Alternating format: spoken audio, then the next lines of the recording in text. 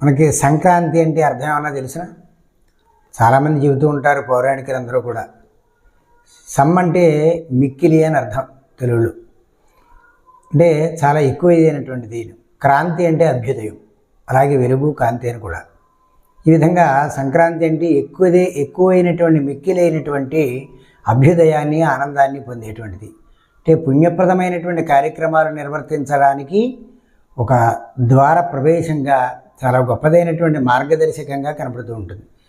దక్షిణాయనం అనేటువంటిది కన్నా ఉత్తరాయణంలో దేవతా ప్రతిష్టలు, విశేషమైనటువంటి కార్యక్రమాలు, శంకుస్థాపనలు ఇత్యాది కార్యక్రమాలన్నీ కూడా ప్రతిష్టాది కార్యక్రమాలు చేస్తూ ఉంటాం. ఇది చాలా విశేషమైనటువంటిది. అంటే పుణ్యాన్ని సముపార్జించుకునేటువంటి ఆధ్యాత్మికపరమైనటువంటి మార్గంగా మనకి ఈ ప్రారంభ సంక్రాంతి కనబడుతుంది.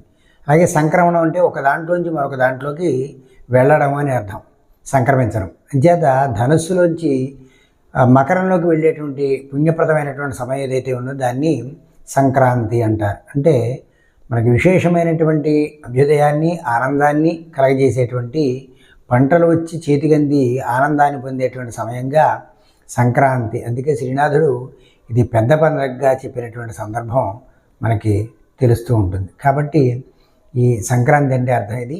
కాబట్టి మనం ఆ విషయాలు తెలుసుకుంటే కొంత ఆలోచనాత్మకంగా ఉంటాం. ఆ అర్థాన్ని తెలుసుకోవడం వల్ల కొంత ఆనందాన్ని పొందుతాం. అసలు విషయం ఏమిటో తెలియాలి కదా. మిత్రులారా, సబ్స్క్రైబ్ చేయండి, షేర్ చేయండి, లైక్ చేసి మరిన్ని విషయాలు తెలుసుకోండి. నమస్కారం.